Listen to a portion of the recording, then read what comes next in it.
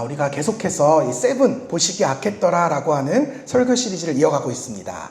우리를 죽음에 이르게 하는 7가지 근원적인 죄악들에 대해서 함께 살펴보고요. 그 죄악들과 함께 싸워 이겨내는 실제적인 신앙법을 나누고 있습니다. 오늘은 그 마지막 시간입니다. 정욕, 곧 음란의 죄악에 대해서 함께 살펴보도록 하겠습니다. 여러분 주보에 써있는 그 점검표 만들어 놨는데 10초 정도 드릴 테니까 체크해 보시면 좋을 것 같습니다. 이렇게 점수 묻지 않을게요. 또 우리 또 예민한 부분일 수 있어서 강을 건너신 분도 있으실 거고 있으실 것 같은데 제가 묻진 않겠습니다. 미국 보스턴 대학교의 철학 교수님인 피터 크래프트라고 하는 분이 계신데요. 이런 말을 했어요. 만약 현대 사회에서 정욕, 곧 음란의 문화가 제거된다면 우리 사회는 경제 공황에 빠질 것이다. 실제로 우리가요, 이 현대 사회를 살아가는 우리들의 삶을 지켜보면 눈 뜨는 순간부터 다시 잠자리에 드는 그 순간까지 이 성에 관련된 온갖 정보와 뉴스를 접하면서 우리는 하루하루를 살아갑니다. 우리는 단순히 그저 청바지 한 벌을 사려고 해도요, 이 성적인 자극을 우리에게 주는 그 상업 광고로부터 자유로울 수가 없습니다. 또 우리 손에 늘 붙어 있는 이 스마트폰은 우리를 온갖 자극적인 영상과 정욕의 문화 속으로 여과 없이 몰아갑니다. 이러한 문화를 가리켜서 오스트리아의 저널리스트인 발트라우트 포슈라고 하는 사람이요, 그의 책 몸, 숭배와 광기에서 이런 설명을 했어요. 우리 시대는 갈수록 몸에 집착하고 있으며 특별히 성적으로 매력적인 몸을 만드는 일에 엄청난 관심을 쏟고 있다. 우리 사회는 매년 성형수술, 지방분해수술, 피부 이식수술 등 오직 미용만을 목적으로 하는 수술비로만 매해 수조 원 이상이 뿌려지고 있다. 현대인의 몸 집착 현상은 거의 종교적 광기와도 같다. 이처럼 우리 사회는 가히 성과 정욕에 중독된 사회다, 이렇게 말씀드릴 수 있을 것 같아요. 뿐만 아니라 우리가 진리로서 고백하는 성경 역시도 이러한 정욕의 문제를 대단히 심각하고 치명적인 죄악이다, 이렇게 분류하고 있어요. 인류에게 있어서 가장 두려운 병이 2가지가 있는데, 두려운 재앙이 2가지가 있는데, 첫 번째는 전쟁이고요, 두 번째는 전염병이라고 합니다. 근데 이 전쟁과 전염병보다 어쩌면 이 정욕이 더 심각한 문제일 수 있다라고 성경이 이야기한다는 거예요. 왜냐하면 이 정욕의 죄악은 단순히 우리의 육신뿐만이 아니라 우리의 영혼까지도 파멸시키는 끔찍한 죄악이기 때문에 그렇습니다. 그렇기 때문에 성경은 우리로 하여금 끊임없이 정욕을 버려라 라고 경고하고 있습니다. 성경 말씀을 보면 이런 말씀이 있어요. 하나님의 뜻은 이것이니 너희의 거룩함이라. 곧 음란을 버리고 하나님을 모르는 이방인과 같이 세욕을 따르지 말고. 아멘. 이 성도라고 하는 단어의 정의를 말씀드리면 하나님의 뜻에 따라 사는 사람이라고 하는 정의입니다. 근데 이 성도를 향하신 하나님의 뜻이 무엇이냐? 거룩함이라는 거예요. 그렇다면 거룩함이 무엇이냐? 아주 구체적으로 성경이 우리에게 나열하죠. 음란을 버리고 세욕을 따르지 않는 것, 이게 바로 성도의 거룩함이라는 겁니다. 곧 우리가 정욕을 따라 살아가기 시작하면 결코 하나님의 뜻에 따라 살아갈 수가 없다는 거예요. 예수님께서는 우리로 하여금 이 정욕이 우리에게 미치는 파급력이 얼마나 강력한지를 우리가 잘 알고 있는 말씀을 통해서 소개하거든요. 제가 말씀을 읽어드릴게요. 나는 너희에게 이르노니 음욕을 품고 여자를 보는 자마다 마음에 이미 간음하였느니라. 만일 내 오른 눈이 너로 실족하게 하거든 빼어내버리라. 내 백체 중 하나가 없어지고 온몸이 지옥에 던져지지 않는 것이 유익하며, 또한 만일 내 오른손이 너로 실족하게 하거든 찍어내버리라. 내 백체 중 하나가 없어지고 온몸이 지옥에 던져지지 않는 것이 유익하니라. 아멘. 좀 보기만 해도 섬뜩한 내용이죠. 아니, 누군가를 보고 그저 내가 정욕을 품는 것만으로도 우리가 지옥에 던져질 수도 있다라고 하는 정말 충격적인 말씀이에요. 여러분, 정말 예수님께서 우리로 하여금 정욕을 품니 차라리 내 오른손을 찍어버리고 내 눈을 빼버리라, 그러한 이유로 이렇게 말씀을 하셨을까요? 그렇진 않습니다. 이 정욕을 품는 것이 그만큼 얼마나 치명적인 결과를 가져오는가, 이걸 강조하시기 위해서 이런 말씀을 전하셨다는 거예요. 그러나 문제는 예수님의 이러한 그 절박한 마음과는 달리 정작 우리들은 이 정욕에 대해서 그렇게 크게 심각하거나 대수롭게 받아들이지 않고 있다는 겁니다. 여러분, 레위기 18장을 보시면요, 하나님께서는 이스라엘로 하여금 이집트와 가나안 땅의 풍속을 따르지 말라라고 말씀하셨어요. 이 이집트와 가나안의 풍속은 어떤 문화를 뜻하느냐? 한마디로 정리해드리자면 그것은 바로 그들의 자유분방한 성적 개방성이었습니다. 당시 이집트와 가나안의 풍속에는요, 간음이라고 하는 단어가 이런 개념 자체가 없었다고 합니다. 그러니까 간음이란 부부가 아닌 자들 사이에서 일어나는 성관계를 뜻하잖아요. 근데 이게 도대체 왜 안 된다는 건지, 왜 나의 쾌락을 그저 이 부부 사이로 제한을 두어야 하는지 그 자체를 이해할 수 없었다고 합니다. 근데 제가 이 말씀을 읽으면서요, 이런 생각이 들었어요. 야, 이거 완전 오늘 우리들의 이야기랑 똑같은 거 아니야? 이런 생각이 들더라고요. 2015년에 우리나라에서 간통죄가 폐지되었습니다. 그 이유는 개인의 성적 자기결정권과 사생활의 비밀과 자유를 침해한다라고 하는 이유 때문이었어요. 그리고 그로부터 약 10년이 지난 오늘 놀랍게도요, 그 딱 10년이 지났는데요, 10년간 우리의 인식 자체가 엄청나게 완전히 바뀌었다라는 통계 자료가 발표되었어요. 물론 이게 뭐 시대의 변화에 따른 그 세대 차이가 당연히 존재하겠지만, 그럼에도 저는 솔직히 이 통계 자료를 보면서 굉장히 깜짝 놀랐어요. 뭐 오해하지 마세요. 이 시간에 뭐 이것이 뭐 윤리적으로 옳으냐 그르냐 이런 이야기를 드리는 게 아니라 10년 전과 오늘의 생각이 얼마나 바뀌었는지만 보자는 겁니다. 혼전 순결에 대한 의견을 묻는 설문조사 결과 혼전 순결은 안 지켜도 된다라고 하는 응답이 10년 전에는 33%, 근데 오늘날에는 무려 88%, 3배 가까이 상승했다고 합니다. 나아가서 간통은 국가가 간섭할 수 없는 개인의 문제다. 그러니까 간통죄 폐지해야 된다라고 하는 인식이 남녀 불문하고 70%를 넘어섰다고 합니다. 가장 제가 놀랍게 여겼던 사실은요, 간통은 죄다 라고 여기는 비율이 10년 전에는 약 85%, 근데 오늘날에는 약 40%에 불과하다고 합니다. 그러니까 이제 더 이상 간통은 불륜이 아니라 새로운 로맨스다 라고 사람들이 이해하기 시작했다는 거죠. 정말 이제 앞서 언급했던 이 성경이 전하는 이집트와 가나안의 풍속과 똑 닮아있지 않습니까? 나아가 우리 사회는 이제 단순히 이성에 대한 윤리적인 차원을 넘어서서 동성애도 인정하는 시대로 나아가자라고 주장하고 있어요. 실제로요, 미국의 일부 진보적인 교단의 목회자들은 동성애를 금지하는 레위기 18장 22절의 말씀을 가리켜서 이것은 고대 중동 사회의 규범이었을 뿐 오늘날에는 폐기해야 될 구절이다 라고 주장하고 있습니다. 마치 우리 사회가 이제 성경 속에 나오는 노예 제도를 지지하다가 이게 잘못됐구나 라는 사실을 깨닫고 이렇게 폐기한 것처럼 동성애 금지 상황도 이제는 폐기해야 할 옛 유물에 불과하다 라고 주장하는 거죠.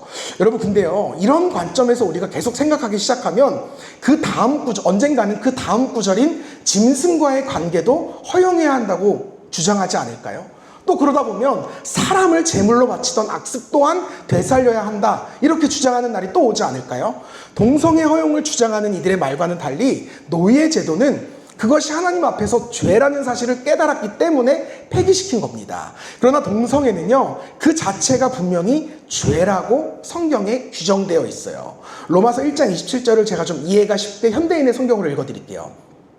남자들도 그와 같이 여자들과의 정상적인 성생활을 벌이고 자기들끼리 서로 정욕을 불태우면서 부끄러운 짓을 하여 그 잘못에 대한 마땅한 대가를 받았습니다. 성경 말씀에 이렇게 적혀 있습니다. 잘못이라고 분명히 적혀 있는 거예요. 이처럼 여러분, 동성애는요, 노예 제도와는 완전히 다른 경우입니다. 죄가 죄임을 깨닫고 멈추는 것과 죄를 죄로 여기지 않고 멈추자라고 이야기하는 것은 완전히 다른 일이에요. 하지만 그럼에도 불구하고 오늘날 많은 교회와 목회자들이 이 동성애 합법화에 찬성하고요, 마치 이것이 인류의 진보인 것처럼 주장하고 있습니다. 그런데 여러분, 우리가 잘 생각해야 돼요. 여러분, 도대체 무엇이 진보입니까? 우리가 진보와 퇴보라고 하는 말을 쓰기 위해서는 반드시 그 기준이 명확해야 합니다. C.S. 루이스가요, 그의 책 순전한 기독교에서 이렇게 이야기했어요. 우리는 모두 진보를 원합니다. 그러나 진보한다는 것은 우리가 가고자 하는 그곳에 점점 더 가까이 간다는 뜻입니다. 방향을 잘못 잡으면 아무리 앞으로 나아가도 원하는 곳에 다가갈 수 없습니다. 잘못된 길로 접어들었을 때에는 그 자리에서 돌이켜 올바른 길로 되돌아가는 것이 진보입니다. 여러분, 우리가 이런 관점으로 보자면 동성애는 진보가 아닌 철저한 퇴보입니다. 인간이 하나님께 본래 지음받은 그 기준에서 점점 멀어져 가기 때문에 그렇습니다. 하나님께서 인간을 창조하시고 그 성을 구별하셨습니다. 그리고 성적인 기준을 명확히 세우셨어요. 성생활은 결혼하여 한 몸을 이룬 남녀 간의 이 부부 사이에만 주어진 선물입니다. 부부 밖에서 일어나는 모든 성적인 관계는 다 간음입니다. 여러분, 이게 기준이에요. 바로 이 하나님의 말씀에 점점 더 가까워지는 것이 진보고요. 여기에서 멀어지면 퇴보입니다. 우리가 이렇게 보자면 간음과 동성애와 같은 이 정욕의 문제는 단지 성적인 문제로만 치부할 수 없습니다. 이는 도리어 철저히 영적인 영역입니다. 우리가 지난 시간에 탐욕의 죄를 다룰 때도 말씀을 드렸잖아요. 예수님께서는 돈을 단지 물질적인 문제로만 보지 않으셨습니다. 도리어 그것을 우상숭배라고 여기면서 탐심이 우리의 영적인 죄다라고 말씀하셨어요. 마찬가지로 이 정욕의 죄 또한 단순히 성적이고 윤리적인 차원에서 그런 차원의 죄악으로 그치지 않습니다. 예수님께서는 이러한 정욕의 죄 역시도 하나님이 아닌 우상을 숭배하는 것이다 라고 분명하게 말씀하셨어요. 실제로 성경에서 다루고 있는 정욕의 죄는요, 단순히 육체적인 간음뿐만 아니라 영적인 간음, 곧 우상 숭배를 상징하는 표현으로 더 많이 사용되고 있다는 사실을 우리가 알아야 합니다. 육체의 죄를 넘어서 영적인 죄라는 거예요. 이렇게 보자면 우리가 그동안 단순히 나는 육체적인 간음을 하지 않았어, 나는 떳떳해, 이렇게 말할 수 없을 것 같아요. 우리는 충분히 영적으로는 간음한 삶을 살아오고 있었는지도 모르겠습니다. 왜냐하면 영적인 간음이란 하나님보다 다른 무언가를 내가 더욱 사랑하는 그 모든 행위를 뜻하기 때문에 그렇습니다. 돈, 명예, 권력, 쾌락, 이 땅에 그 썩어 없어질 가치들만을 쫓는 인생은 하나님 보시기에는 간음한 인생, 그리고 정욕의 죄에 빠진 인생이라고 하나님께서 그렇게 평가하신다는 겁니다. 오늘날 여러분, 이 세상에서요, 이러한 간음과 정욕이 죄다라고 말해주는 곳이요, 오직 교회밖에는 없습니다.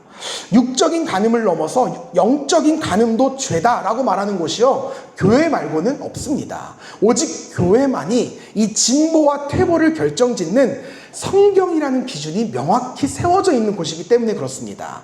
하지만 여러분, 이제는요, 이 교회마저도 이러한 부분을 잘 가르치려고 하지 않습니다. 말하는 순간 세상에서 질타를 받기 때문에 그렇습니다. 말하는 순간 세상뿐인가요? 성도들로부터도 욕을 먹고요, 성도들부터 등을 돌리기 시작하기 때문에 그렇습니다. 아마 어쩌면 이 자리에 함께 앉아 계신 여러분 가운데에도 제가 지금 전하고 있는 이 말씀이 굉장히 불편하다라고 여기시는 분들이 계실지 모르겠어요. 왜 괜히 교회에서 이런 죄책감을 주냐는 거죠. 교회도 이제 이 시대의 문화와 흐름에 적절하게 따라가야 한다고 주장합니다. 하지만 그럼에도 불구하고 오늘과 같은 말씀을 반드시 전해야 하는 이유는 이곳이 교회이기 때문에 그렇습니다. 여러분, 교회의 목적을 잘 아셔야 돼요. 교회의 목적은 여러분들을 그저 웃겨드리거나 기분 좋게 해드리기 위한 장소가 아닙니다. 교회는 여러분을 위로하는 곳이 아니에요. 여러분, 설교의 목적은요, 여러분에게 그저 재미와 감동을 선사하는 데 있지 않습니다. 우리가 교회에 함께 모여서 하나님 말씀을 함께 나누는 이유는, 배우는 이유는 내 삶에 성경이라고 하는 명확한 기준을 세우기 위함입니다. 무엇이 우리 인생의 진짜 진보인지 퇴보인지 그 기준을 명확히 세우기 위해 우리가 말씀을 나누는 거예요. 위로와 감동은 그 기준이 명확히 세워진 사람에게 따라오는 선물일 뿐입니다. 그 자체가 목적이 되어서는 안 된다는 거죠. 우리가 말씀을 들을 때 때로 마음이 불편해지는 것을 느낍니다. 성경이 아닌 다른 것으로 내 삶의 기준이 세워져 있었기 때문에 그래요. 그래서 내 마음이 불편합니다. 내가 이제껏 추구해오던 내 삶의 원칙들, 가치들, 이것들이요, 성경이 증거하는 삶의 지혜와 자꾸 부딪히니까 내 마음이 불편해지는 겁니다. 그러한 마음을 성경은 이렇게 증거해요. 사도행전에 보면 그들이 이 말을 듣고 마음에 찔려 이렇게 기록돼요. 여러분, 마음에 찔림이 온다는 거예요. 성경을 보면요, 베드로가 하나님 말씀을 전하거든요. 근데 그 설교를 듣던 사람들의 마음에 어떤 감정이 생기느냐? 찔림이 느껴지는 거예요. 무언가 불편한 겁니다. 자신의 인생이 뭔가 잘못됐음을 깨닫게 돼요. 그러자 이들이 어떻게 했을까요? 다음 하반부를 보면 베드로와 다른 사도들에게 물어 이르되 형제들아 우리가 어찌할꼬 하거늘. 여러분, 찔림을 느끼면요, 반드시 물어야 됩니다. 이제 내가 어떻게 살아갈 것인가? 우리는 그 답을 오직 성경에서만 찾을 수 있습니다. 오직 성경만이 우리의 인생 사용 설명서이기 때문에 그렇습니다. 이것이 우리가 성경을 알아야 하는 이유예요. 우리는 교회에서 오직 하나님의 말씀을 배워야 합니다. 제 생각을 따르실 필요 전혀 없어요. 하나님의 말씀만이 기준입니다. 그래야 내 삶에 명확한 기준이 세워지고요. 그 기준으로 말미암아 우리의 인생이 보다 또렷해지는 겁니다. 제가 굉장히 재미있게 보았던 드라마 중에 우리들의 블루스라고 하는 드라마가 있어요. 여러분 혹시 보셨는지 모르겠어요. 안 보셨으면 한번 꼭 보시면 좋겠어요. 너무 재밌어요. 이제 파노라마식으로 이야기가 여러 개가 등장을 하는데요. 그 중에서 10대 학생들 간의 로맨스를 다룬 에피소드 하나가 등장하거든요. 이 두 학생이요, 몰래 연애를 하다가 그만 임신을 하고 말아요. 고3이거든요. 임신을 해요. 막 울고불고 난리가 나죠. 어떡할 거냐. 이거 어떻게 책임질 거냐. 그러다가요, 결국 낙태를 결심합니다. 그래서 힘겹게 학생들이니까 돈이 없잖아요. 친구한테 빌리고 아르바이트하고 힘겹게 돈을 모아서 산부인과에 갔는데 이미 시간이 너무 많이 흘렀어요. 임신 6개월째라는 거예요. 그리고 그들은 그곳에서 아이의 심장 소리를 듣게 됩니다. 그래서 결국은 이 아이를 낳기로 결심하게 됩니다. 근데 여러분, 이 드라마가 방영된 후에요, 이 드라마를 쓴 작가가요, 엄청난 비난을 받거든요. 그 이유는 불편하고 진부하다는 이야기 때문이었어요. 이미 낙태죄가 폐지된 지 오랜데 왜 괜히 사람들에게 죄책감을 지우냐는 거죠. 피임하면 되고 낙태하면 되는데 왜 성적인 자유를 통제하냐는 겁니다. 중요한 사실은요, 이 모든 비판 속에서 성관계에 대한 문제의식은 전혀 없었다는 거예요.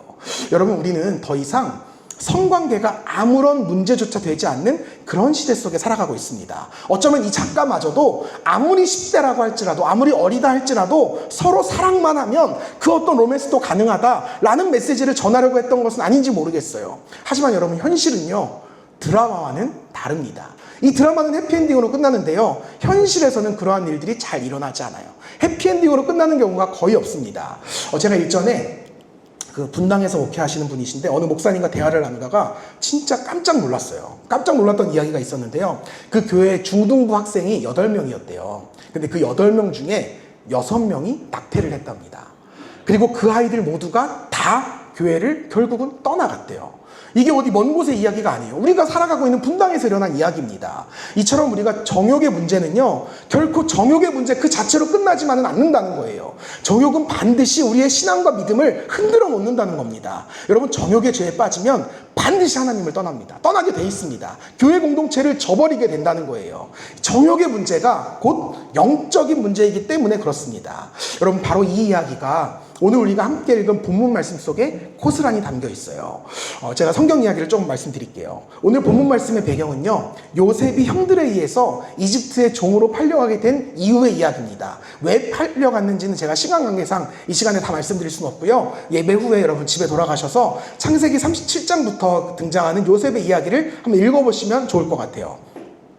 형들에 의해서 이집트로 팔려간 요셉은요, 보디발이라고 하는 이집트의 장군의 집으로 끌려가게 됩니다. 그리고 그곳에 노예가 돼요. 근데 그와 함께 하신 하나님의 은혜로 인해서 요셉은 종의 신분임에도 불구하고 그 집의 모든 것을 관장하는 그 집의 총무로까지 승진하게 됩니다. 그런데 바로 이때 요셉에게 무서운 성적 유혹이 찾아옵니다. 그의 주인의 아내였던 보디발의 아내가 그를 유혹하기 시작한 거예요.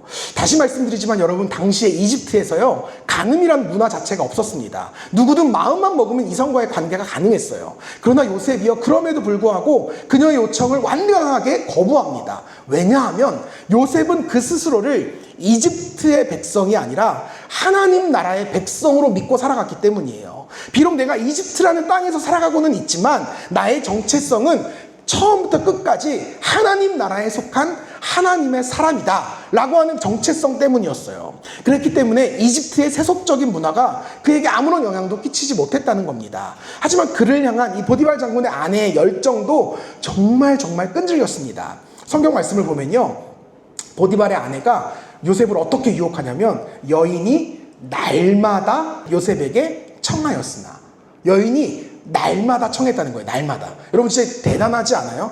하루도 쉬지 않고 그를 매일같이 쫓아가서 유혹한 거예요. 매일 가서 까이거든요. 하지만 결심하는 거예요. 내일은 또 도전해야지. 일어나서 또 가서 요셉 나랑 사귀어줘, 나랑 같이 자자. 또 까이거든요. 또 내일 또 가야지. 다음날 또 가는 거예요. 여러분, 우리 자매님들 이렇게 하셔야 돼요. 형제를 얻으시려면 이렇게 하셔야 됩니다. 필요해요. 이쯤 되면 여러분들 그 유혹을 이겨낸 요셉도 요셉이지만 정말 끝까지 포기하지 않고 요셉을 유혹한 보디발의 아내의 열정도 인정할 수밖에 없어요. 근데 그러한 그녀의 끝없는 파상 봉쇄에도 불구하고요, 요셉이 이렇게 이야기해요. 이 집에는 나보다 큰 이가 없으며 주인이 아무것도 내게 금하지 아니하였어도 금한 것은 당신뿐이니 당신은 그의 아내입니다. 당신은 그의 아내입니다. 여러분이 오해하시면 안 돼요. 요셉이 지금 그녀를 거부하는 이유가 단순히 그녀가 주인의 여자였기 때문이 아닙니다. 만약 그녀가 보디발의 아내가 아니라 그냥 평범한 다른 종의 부인이었으면 요셉이 취했겠지? 이렇게 생각하시면 안 된다는 거예요. 요셉은 절대 다른 여인을 허락하지 않았어요. 당신은 그의 아내다라고 말한 요셉의 말의 그 원뜻은요, 원어를 보면요, 당신은 나와 부부관계가 아닙니다 라는 뜻이에요. 그저 다른 사람의 아내예요 라는 말이 아니라 당신과 나는 부부관계가 아닙니다 라는 말입니다. 당신과 나는 부부가 아니기 때문에 우리는 성적인 관계를 나눌 수가 없다는 거예요. 여러분, 우리가 이 말씀을 잘 이해하셔야 돼요. 하나님은요, 성을 오직 부부에게만 허락하셨어요. 결혼이라고 하는 굉장히 이 시대적으로 보면 배타적이고 영구적인 관계 안에서만 성을 허락하셨습니다. 그 이유는 이 성이 단순히 육체적인 것만을 포함하지 않기 때문이에요. 성경적인 의미에서의 성은 육체적이고 정신적이고 영적인 모든 것을 결합한, 포함한 개념입니다. 곧 우리가 성적인 관계를 누군가와 맺는다라고 하는 것은 단순히 육체적인 결합을 넘어서서 인격적인 하나됨을 의미한다는 거예요. 곧 서로가 서로에게 자신의 전 존재, 나의 모든 인격을 내어준다라고 하는 것이 바로 성경적인 의미의 성관계라는 겁니다. 그런데 지금 보디발 장군의 아내가요, 이러한 모든 것의 연합에서 딱 잘라내서 한 개만, 육체적인 결합만을 딱 잘라내서 그걸 요구하는 거예요. 그녀에게 있어서 요셉과의 인격적인 연합은 필요 없었어요. 그녀는 그저 요셉의 육체만을 원했다는 겁니다. 요셉은 그녀의 그러한 마음이 자신을 향한 사랑이 아니라 정욕이라는 사실을 깨달았어요. 나아가 하나님 앞에서 이 정욕이 얼마나 무서운 죄인지도 그는 알았습니다. 그랬기 때문에 요셉은 그녀를 향해서 당신은 나의 아내가 아닙니다 라고 강력하게 이야기하며 그녀를 거부하고 피했다라는 겁니다. 여러분, 여기에서 우리가 성경이 정의하는 정욕의 죄란 무엇인가, 이것을 분명하게 깨닫게 됩니다. 잘 들으세요. 정욕의 죄란 우리의 인격에서 육체만을 따로 떼어내는 것입니다. 정욕의 죄란 우리의 전 인격에서 육체만 따로 분리하는 거예요. 정욕은 상대방의 몸만을 원할 뿐 그의 마음은 원하지 않습니다. 정욕은 상대와의 쾌락만을 원할 뿐 그 어떤 인격적인 친밀함을 원하지 않아요. 영적인 하나됨은 관심 없습니다. 그저 육체적인 쾌락만 탐닉하는 거예요. 몇 년 전에 미국에서 대학생 1,800명을 대상으로 조사한 바에 따르면 상대방의 육체적인 매력에 빠져 만남을 시작한 이들이 정작 성관계를 가진 이후에 얼마나 그 만남이 지속되었느냐라고 하는 질문에 이런 통계 결과가 나왔대요. 일주일 후에 헤어진 경우가 21%, 한 달 뒤에 헤어진 경우는 35%, 그리고 2년 안에 헤어진 경우가 무려 86.4%. 물론 여러분, 이별의 이유를 이 성적인 관점으로 다 단정 지을 수는 없겠지만 적어도 정욕으로 인해 시작된 관계가 결코 건강하게 오래 지속되는 관계가 아니다라는 사실은 분명하게 입증된 셈입니다. 거듭 말씀드리지만 정욕은요, 그 사람의 전체 존재가 아니라 그 사람의 몸과 쾌락만을 원하는 죄라는 거예요. 리처드 포스터라고 하는 되게 유명한 신학자인데요, 돈, 섹스, 권력이라고 하는 책을 썼어요. 그 책에 보면 이런 도표가 나옵니다. 남녀는 언제 결혼하면 좋을까? 보시는 대로요, 친밀감과 신뢰도가 모두 상승한 지점이 바로 결혼 포인트입니다. 근데 문제는요, 우리는 그저 늘 친밀감만 상승된 상태에서 그게 전부인 줄 알고 무작정 관계를 맺고 결혼을 결정한다는 거예요. 이것이 우리가 결혼에 실패하는 가장 큰 이유라는 겁니다. 그는 이렇게 말해요. 단지 친밀감만이 아니라 신뢰도, 곧 내가 상대방을 신뢰할 수 있고 나 또한 신뢰를 줄 수 있을 때 서로가 서로에게 가진 모든 것을 다 주어도 전혀 아깝지 않고 염려되지 않을 때, 그때가 바로 결혼할 때이고 서로에게 몸을 허락할 때입니다. 사랑하는 여러분, 결혼은요, 결코 나의 만족과 나의 쾌락만을 추구하는 수단이 아닙니다. 결혼은 약속이고요, 언약이에요. 결혼은 나의 기쁨과 나의 만족뿐만 아니라 배우자의 기쁨과 만족 또한 함께 추구하며 살겠다는 결단입니다. 성은 바로 이러한 서로를 향한 희생과 헌신과 책임 안에서 행해질 때 비로소 가장 큰 행복으로 우리에게 다가온다는 거예요. 만약 이것을 거부하고 그저 정욕에 이끌려서 만남을 유지할 경우에 그 만남의 끝은 결국 비극, 아니 파국으로 끝날 수밖에 없다는 겁니다. 오늘 성경 말씀이 그 너무 분명한 증거가 되어주고 있어요. 우리가 함께 읽진 않았지만 오늘 본문 말씀의 뒷이야기를 보면요, 보디발의 아내가 계속해서 자신의 유혹을 거부하는 요셉에게요, 결국 어떻게 해요? 자신을 강간하려고 했다는 누명을 뒤집어 씌워서 그를 감옥에 이렇게 가둡니다. 정말 그렇게 매일같이 쫓아다니면서 요셉, 나는 당신밖에 없어요, 정말 사랑해요, 이렇게 사랑을 고백하던 그녀가요, 그렇게 유혹할 땐 언제고 결국 자신의 마음대로 되지 않으니까 요셉의 인생을 완전히 파멸시켜버리기로 결심했다는 거예요. 여러분, 이것이 정말 그녀가 말했던 사랑일까요? 아니요. 그녀는 단 한 번도 요셉을 사랑한 적이 없습니다. 그저 요셉의 몸과 쾌락만 바랬을 뿐입니다. 그래서 성경은 그녀의 그러한 마음을 사랑이라고 말하지 않고 정욕이다 라고 정의하고 있는 거예요. 이처럼 우리가 이 정욕의 죄에 빠지는 순간 우리는 모든 것을 다 잃게 됩니다. 집착했던 그와의 관계가 깨어지는 것은 물론 하나님과의 관계도 깨어지고요, 내 인생마저 무너지게 됩니다. 바로 이러한 이유로 우리는 우리 인생의 행복을 지키기 위해서라도 반드시 정욕의 죄와 싸워 이겨야 된다는 거예요.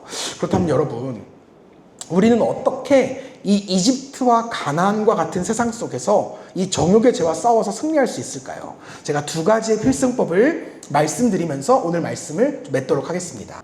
우리가 이 정욕의 죄로부터 승리하는 첫 번째 방법은요, 일단 피하라예요. 일단 피하는 겁니다. 여러분, 제가 굉장히 좀 불편한 진실 한 가지를 말씀드릴까요? 우리는요, 우리가 생각하는 것보다 훨씬 더 의지박약입니다.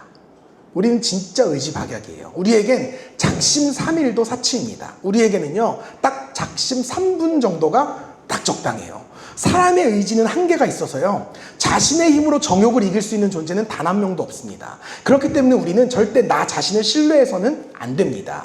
미국의 저명한 신학자였던 조나단 에드워즈가요, 이런 말을 했어요. 유혹을 이기기 위해서는 많은 겸손함과 하나님의 도우심이 있어야 합니다. 유혹과 위험이 클수록 우리는 더 기도하며 자기를 불신해야 합니다. 기도하면서 내가 더 좋은 존재가 될 거야 기대하면 안 되고 나 자신을 점점 더 불신해야 된다는 거예요. 여러분, 유혹을 이겨내는 첫 번째 방법은요, 자신을 불신하는 데 있습니다. 나를 믿지 못하기 때문에 유혹이 찾아오기 전에 미리 피하라는 거예요. 여러분, 모세도요, 교만의 유혹을 이겨내지 못했어요. 다윗도 정욕의 죄를 이겨내지 못했습니다. 성경 역사상 하나님의 가장 위대한 종이었던 모세와 다윗도 육신의 죄악을 이겨내지 못했다는 거예요. 하물며 죄인 중에 괴수인 저와 여러분은 어떻겠습니까? 우리는 언제든지 죄의 유혹에 넘어질 수밖에 없는 존재입니다. 우리가 이걸 인정해야 돼요. 천하의 요셉조차 이 죄의 유혹으로부터 자유하지 못했어요. 성경은요, 그가 절대로 초인적인 의지로 이 정욕의 죄로부터 승리했다 이렇게 말하지 않아요. 도리어 이렇게 증거해요. 여인이 날마다 요셉에게 청하였으나 요셉이 듣지 아니하여 동참하지 아니할 뿐더러 함께 있지도 아니하니라. 함께 있지도 아니하니라. 요셉이요, 자기 자신을 믿을 수가 없었던 거예요. 그래서 그는 보디발의 아내와 함께 있는 환경 자체를 피했다는 겁니다. 요셉은 정욕의 죄와 맞서 싸우려고 하지 않았어요. 뭐 이렇게 앞에서 보디발의 아내가 막 유혹할 때요, 두 눈 딱 감고 하늘에 계신 우리 아버지 주기도문 외우지 않았다는 거예요. 그는 그저 그 자리를 피해 도망갔습니다. 창세기 39장 12절에요. 그 여인이 그의 옷을 잡고 이르되 나와 동침하자. 그러나 요셉이 자기의 옷을 그 여인의 손에 버려두고 밖으로 나가매. 요셉이 이 보디발의 아내의 유혹을 피해서 필사적으로 달아나거든요. 자신의 옷이 벗겨짐에도 불구하고 필사적으로 뛰어나가요. 본문의 이 밖으로 나가매 라고 하는 성경 말씀이요, 우리말로 하면 그냥 밖으로 나갔다 이렇게 표현한 것 같지만 실제 원어는 그렇지 않아요. 이 표현을 영어 성경으로만 봐도요, run이라고 하는 단어가 있습니다. 그러니까 그냥 나간 게 아니라 뛰어나간 거예요. 으악 하면서 막 도망가서 뛰어나갔다는 거예요. 이것이 바로 정욕의 죄와 치열하게 싸우는 요셉의 모습이었다는 겁니다. 여러분 아마 다이어트를 하시는 분들이 좀 저는 안 합니다. 다이어트를 하시는 분들이 좀 있으실 것 같은데요, 다이어트를 한다고 하면서 뷔페에 가는 사람이 있어요. 뷔페에 가는 사람이 있어요. 과연 그가 그곳에서 음식의 유혹을 꼭 참고 다이어트에 성공할 수 있을까요? 절대 불가능합니다. 100% 실패해요. 이미 부패를 향한 그의 발걸음 자체가 이미 다이어트에 실패한 자의 발걸음이기 때문에 그렇습니다. 마찬가지로요, 우리가 죄와 싸워 이기는 방법은요, 우리 스스로의 그 삶의 자리를 죄의 자리로 옮겨가지 않는 거예요. 죄의 자리로부터 벗어나는 겁니다. 예배의 자리, 나눔의 자리, 선교와 구제의 자리로 우리의 발걸음을 옮기는 겁니다. 여러분은 지금 어떤 자리에 서 계십니까? 혹시 죄에 넘어지기 너무 좋은 환경 속에서 그 안에서 나는 죄와 싸워 이길 거야 이렇게 생각하고 있는 것은 아닙니까? 이미 져놓고 싸우는 싸움에서 승리를 기대하고 계신 것은 아니냐는 거예요. 여러분, 진정 여러분의 삶에서 죄로부터 승리하고 싶으시다면 금요일 밤부터 승리하셔야 돼요. 금요일 밤에 내가 어디에 있느냐, 이게 우리 인생에 굉장히 큰 것을 좌우하거든요. 여러분들은 금요일 저녁에 어디에 계십니까? 여전히 세상에 머물면서 세상 친구들과 세상 이야기를 하면서 그렇게 계속해서 세상에 빠져 살아가고 있는 것은 아닌가요? 여러분이 정말 죄를 이겨내시려면 금요일 밤에는 꿈다방으로 모이셔야 됩니다. 홍보가 아니에요. 이거 정말 진리입니다. 오셔서 여러분 한 주간의 삶을요, 감사와 기도로 결산하셔야 돼요. 한 주간의 삶을 그냥 나 이번 한 주 진짜 너무 힘들었어, 개판이었어, 이렇게 내 삶을 끝내면 안 되는 거예요. 한 주 동안의 내 삶을요, 오셔서 같이 찬양하고 기도하면서 그치, 이런 감사가 있었지, 내가 기도가 이렇게 이루어지고 있구나, 이렇게 신앙적으로 결산을 맺으셔야 된다는 거예요. 세상이 주는 위로와 재미에 여러분 속지 마세요. 오직 주님 안에서 온전한 기쁨과 평안을 누리시기를 바랍니다. 제가 교회에서요, 직분자를 세울 때 반드시 드리는 질문이 있어요. 이제 우리 교회도 한 내년쯤에는 직분자를 세우려고 하거든요. 그때도 제가 이 질문을 꼭 드릴 거예요. 당신은 앞으로 예수님과 함께 갈 수 없는 곳은 가지 않으시겠습니까? 당신은 앞으로 예수님과 함께 갈 수 없는 곳은 가지 않으시겠습니까? 제가 이 질문을 드리는 이유는 그만큼 우리가 직분자, 성도로 살아감에 있어서 우리의 발걸음이 너무 중요하기 때문이에요. 우리의 발걸음이 곧 우리의 정체성을 나타내기 때문입니다. 바라기는 여러분 모두가 하나님께서 보시기에 정결하고 거룩한 곳에 늘 서 계실 수 있기를 주님의 이름으로 축복합니다. 마지막으로 우리가 정욕의 죄로부터 승리하는 두 번째 방법은 함께 하시는 하나님을 바라봐야 된다는 거예요. 요셉이 이 정욕의 죄악에서 벗어나서 승리할 수 있었던 이유는, 결정적인 비결은 그가 유혹의 자리를 피함과 동시에 계속해서 하나님을 바라보았다는 데 있습니다. 성경 말씀을 제가 다시 한번 읽어드릴게요. 그러할 때 요셉이 그의 일을 하러 그 집에 들어갔더니 그 집 사람들은 하나도 거기에 없었더라. 그 여인이 그의 옷을 잡고 이르되 나와 동침하자. 그러나 요셉이 자기의 옷을 그 여인의 손에 버려두고 밖으로 나가매. 성경이 지금 이 구절을요, 보디발 장군의 아내의 시점에서 기록하고 있어요. 그녀가 보기에는요, 지금 집에 아무도 없어요. 요셉과 나 둘밖에 없어요. 그래서 그녀는 요셉을 잡고 유혹할 수 있었던 거예요. 근데 이 같은 상황을요, 성경이 요셉의 시점에서 한 번 더 이야기해 주거든요. 제가 그 말씀을 읽어드릴게요. 이 집에는 나보다 큰 이가 없으며 주인이 아무것도 내게 금하지 아니하였어도 금한 것은 당신뿐이니 당신은 그의 아내입니다. 그런즉 내가 어찌 이 큰 악을 행하여 하나님께 죄를 지으리까. 요셉이 갑자기 대화 중에요, 하나님이 툭 튀어나와요. 왜냐하면 그의 눈에는요, 하나님도 함께 보였다는 거예요. 다시 말해서 지금 요셉의 시점에서는 자신과 보디발의 아내, 이 두 사람만 여기에 있던 것이 아니라 하나님도 지금 이곳에 함께 계시다는 겁니다. 하나님께서 함께 하시면서 지금 이 모든 상황을 다 지켜보고 계신데 내가 어떻게 감히 하나님 앞에서 죄를 지을 수가 있느냐는 거예요. 우리가 유혹의 자리, 이 죄악된 자리를 피하는 것도 중요하지만 그에 앞서 더 중요한 것은 내가 어디에 있든지 하나님이 나와 항상 함께 하신다라는 진리를 인식하고 자각하는 겁니다. 언제라도 하나님을 주목하는 눈, 어디에서나 그분의 존재를 인정하는 믿음, 이것이 바로 성도의 영성이라는 거예요. 영성이 다른 것이 아닙니다. 하나님을 바라보는 눈이 영성이에요. 여러분, 우리가 평소에 죄를 짓게 되는 가장 큰 문제가 무엇일까요? 죄의 유혹이 너무 강해서 우리가 죄를 짓는 걸까요? 내가 살아가는 내 환경이 도무지 죄를 지을 수밖에 없는 세속적인 환경이기 때문에 죄를 지을까요? 세상의 문화가 도저히 죄를 짓지 않고는 살 수 없게끔 나를 막 몰아세우기 때문에 내가 죄를 짓는 걸까요? 물론 우리가 살아가는 이 시대는 너무 악하죠. 이 세상에 탓도 있습니다. 하지만 저는 오늘 말씀을 묵상하면서 이런 생각이 들었어요. 근데 만약에 요셉이 오늘 우리가 살아가는 이 시대에 살았더라면 그도 똑같이 죄를 지었을까? 그도 우리처럼 알량한 핑계를 대면서 정욕의 죄, 탐욕의 죄, 허영의 죄, 교만의 죄를 짓고 살았을까? 아무리 생각해도 아닌 거예요. 왜냐하면 그에게는 언제 어디서 하나님을 의식하고 생각하는 성도의 영성이 있었기 때문이라는 겁니다. 사랑하는 여러분, 우리가 정말 하나님의 함께 하심을 믿고 그렇게 의식하면서 살아가잖아요. 그러면 우리는 그 어떤 유혹이 찾아와도 그게 그렇게 큰 시험거리가 되지 않을 수 있어요. 여러분 생각해 보세요. 만약 여러분이 지금 무언가 시험을 보고 있어요. 답이 생각이 나지 않아요. 근데 마침 옆 친구의 답안지가 쓱 보이는 겁니다. 너무 큰 유혹이잖아요. 너무 큰 유혹이에요. 근데 시선을 돌려서 싹 이렇게 감독관을 봅니다. 감독관이 지금 딴짓하고 있으면 얼른 베낄 수 있잖아요. 감독관을 봤는데 그 감독관이요, 나만 보고 있는 거예요. 나만 딱 보고 있는 거예요. 그럼 여러분 컨닝이 가능해요? 이거 컨닝한다는 생각 자체가 불가능합니다. 마찬가지예요. 하나님께서 언제 어디서나 나를 불꽃 같은 눈동자로 쳐다보고 계신다고 그렇게 정말 그 사실이 믿어지잖아요. 우리가 생각보다 쉽게 죄의 유혹에서 벗어날 수 있어요. 바보가 아닌 이상 감독관이 나만 보고 있는데 컨닝을 행하는 사람은 없습니다. 마찬가지로 하나님이 나와 함께 계신데도 죄를 짓는 사람은 진짜 바보라는 거예요. 우리가 이렇게 결혼을 하면요, 결혼 반지를 끼잖아요. 이렇게 누군가가 왼쪽 네 번째 손가락에 반지를 끼고 있으면 아, 저 사람은 이미 임자가 있구나라고 하는 암묵적인 시그널입니다. 저도 결혼 이후로 계속 이렇게 결혼 반지를 끼고 다니거든요. 근데 제가 사실 이제 결혼 초에는 이게 이제 평생 안 끼다가 처음 낀 거니까 좀 불편하잖아요. 막 이렇게 거슬리기도 하고. 그래서 좀 이렇게 빼고 다녔던 시절이 있었어요. 근데 의외로요, 많은 분들이 저를 싱글로 오해하시는 거예요. 표정들이 지금 너무 특별히, 이거 진짜 싫어해요. 특별히요, 저는 이제 교회에서 일하잖아요. 교회에 온 새가족분들이요, 제가 싱글인 줄 알고 실수하는 일들이 진짜 생기는 거예요. 진짜 막 이렇게 제가 막 교회 오빠인 줄 알고 막 이렇게 진짜요. 그래서 제가 그때 이후로 이거는 비웃음이다 진짜. 그래서 그때 이후로 제가요, 절대 결혼 반지를요 제 손가락에서 빼지 않아요.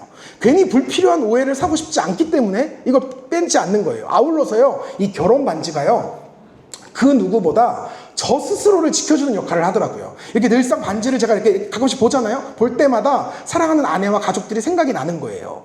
그렇기 때문에 이걸 우리 아내가 좀 들어야 되는데 이런 거 잘 못 듣는 것 같아. 하나님께서 저의 이러한 마음을 잘 아셨는지 이제는 빼고 싶어도 뺄 수 없는 상황이 돼버리고 말았어요. 손가락이 굉장히 두툼해지면서 살이 찌면서 이게 뺄래야 빠지지가 않습니다. 저는 이게 정말 하나님의 놀라운 섭리라고 믿습니다. 사랑하는 성도 여러분, 우리가 정욕의 죄에 빠지는 이유는요, 단순히 우리의 세속적인 환경이 문제가 아니에요. 우리의 문제는 주님을 바라보는 우리의 영적인 눈이 가려져 있다는 데 있습니다. 비록 지금 당장 내 눈에 보이지 않는다 할지라도 하나님께서는 분명히 나와 함께 계세요. 내 삶에 동행하신다는 사실을 우리가 믿어야 됩니다. 보이지 않는 하나님을 볼 수 있는 힘이 바로 믿음입니다. 보이지 않는 하나님을 볼 수 있는 힘이 믿음이에요. 여러분에게 이러한 온전한 믿음이 보다 굳건하게 세워지기를 주님의 이름으로 축복합니다.